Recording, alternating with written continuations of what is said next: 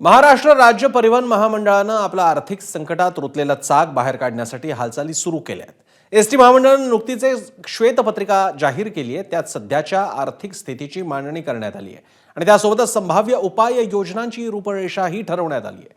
महत्त्वाचं म्हणजे परिवहन मंत्री प्रताप सरनाईकांनी येत्या 4 वर्षात एसटीला फायदा आणण्याचं आश्वासन दिलं आहे। एसटीच्या श्वेतपत्रिकेत नेमक्या कोणत्या गोष्टी आहेत, एसटीला तोट्यातून बाहेर काढण्यासाठी नेमक्या कोणत्या उपाययोजना केल्या जातील, पाहूयात या रिपोर्टमधून। 4 वर्षात एसटीला फायद्यात आणणार। एसटीच्या ताफ्यात दरवर्षी 5000 बसेस। एसटी आर्थिक संकटातून बाहेर येणार। परिवहन मंत्री प्रताप सरनाईकांनी एसटी महामंडळाची आर्थिक श्वेतपत्रिका मांडल्यानंतर आर्थिक डबघाईला आलेल्या एसटीला लवकरच बाहेर काढणार असा विश्वास व्यक्त केलाय।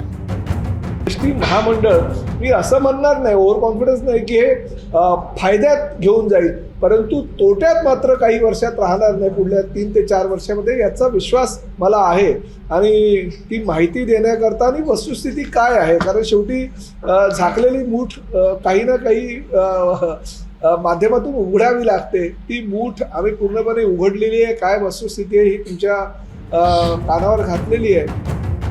महाराष्ट्रातल्या खेड्यापाड्यातील नागरिकांच्या प्रवासाचं महत्त्वाचं आणि परवडणारं साधन म्हणजेच एसटी।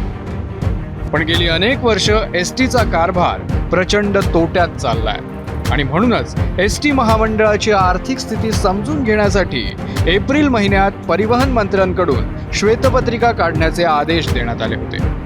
अखेर आज राज्य परिवहन मंडळाची ही श्वेतपत्रिका मांडण्यात आली। एसटीच्या श्वेतपत्रिकेत महामंडळाचा खर्च आणि उत्पन्नाचा ताळमेळ मांडण्यात आलाय। यासोबतच आर्थिकदृष्ट्या कमकुवत झालेल्या एसटीचा डोलारा सावरण्यासाठीच्या उपाययोजना आणि योजनांचा समावेश करण्यात आलाय। त्यामुळे आता एसटीचा कारभार हा पूर्वपदावर येईल असा विश्वास परिवहन मंत्र्यांना आहे।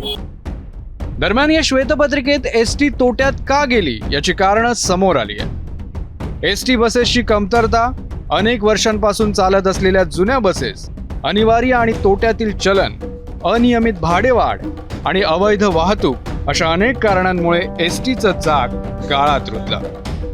पण श्वेतपत्रिकेमध्ये एसटीच्या उत्पन्नात वाढ होण्यासाठी काही उपाययोजनाही सुचवण्यात आल्या आहेत। दरवर्षी 5000 नव्या बसेसचा समावेश करणं, भाडे तत्वावरील हायटेक वोल्वो बसेसचा समावेश करणं, भागीदारी तत्वावर खासगी वाहनांसाठी किरकोळ इंधन विक्री केंद्र सुरू करणं, एसटीच्या जागांचा बीओटी किंवा पीपीपी तत्वावर विकास करणं, यासहित खर्चात बचत करण्यासाठी 5000 LNG इंधनावरील बसेसचा समावेश करणं, 1000 CNG इंधनावरील बसेसचा समावेश करणं, एसटीच्या व्यवस्थापनासाठी आज्ञावली विकसित करणं, खर्चात बचतीच्या कामगिरीसाठी लक्ष्यांक निश्चित करणं, तर सुरक्षेसाठी 5300 इलेक्ट्रिक बसेसचा समावेश करणं, सवलतधारी प्रवाशांसाठी नॅशनल कॉमन मोबिलिटी कार्ड योजना राबवणं, तिकिटांसाठी ETIM, ORS सारखे प्रकल्प राबवणं, प्रवासी आणि मालमत्ता सुरक्षेसाठी CCTV बसवणं, अपघातांचं प्रमाण कमी करणं, दूर प्रवास करणाऱ्या विना सवलतधारी प्रवाशांना सवलत देणं आणि कर्मचाऱ्यांसाठी वेगवेगळ्या कल्याणकारी योजना राबवणं। आता या योजना खरंच एसटीला तोट्यातून बाहेर काढणार आहेत का?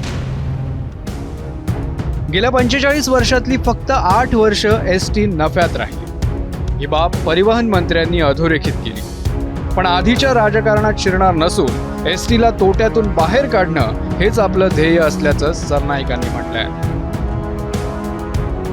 100% मी तुम्हाला पुढल्या 2.5 ते 3 वर्षाच्या काळामध्ये आजची परिस्थिती आणि 3 वर्षानंतर आपण बसूया, त्या 3 वर्षानंतरच्या परिस्थितीमध्ये फार बदल झालेला असेल अशा पद्धतीचे आम्ही सगळे अधिकारी कर्मचारी वर्ग माझ्यासोबत राहून अतिशय चांगल्या प्रकारचं काम करतायत, अतिशय चांगल्या प्रकारच्या सुविधा देण्याचा प्रामाणिक प्रयत्न आम्ही करतोय आणि निश्चितपणे भविष्यामध्ये आजची जी एसटीची परिस्थिती आहे ती 2007-8, 2008-9, 9-10 सारखी जी परिस्थिती होती ती परिस्थिती आम्ही आणण्याचा प्रामाणिक प्रयत्न करू आणि ते होणार, एवढा आम्हाला कॉन्फिडन्स आहे। 100% आम्ही एसटी महामंडळातला ह्या तोट्यातून बाहेर काढू। त्यामुळे आता सरनाईक पंक्चर झालेल्या एसटीची व्यवस्थित डागडुजी करणार का? कारण एसटीची सध्याची अवस्था पाहिली तर कीव येते। कर्नाटक, केरळ आणि तामिळनाडू शासनाच्या बसेस पाहिल्या तर एसटीच्या बसेस या 19व्या शतकातील वाटतात आणि महाराष्ट्राच्या कोट्यवधी जनतेला गेल्या अनेक वर्षांपासून अशा बसमधून प्रवास करावा लागतो. या गोष्टीची चीड येते. पण म्हणतात ना, देर आहे दुरुस्त आहे. महायुती सरकारमधील परिवहन मंत्री प्रताप सरनाईक यांना ही श्वेतपत्रिका काढावीशी वाटली. त्यात महामंडळाच्या चुका प्रांजळपणे मान्य केल्या आणि वर्षाला 5,000 नव्या बसेस घेणार अशी महत्वाकांक्षी घोषणाही केली. यासाठी सरनाईकांचं खरंच कौतुक आहे. अक्षय भाटकर, ABP माझा, मुंबई. ABP माझा, उघडा डोळे बघा नीट.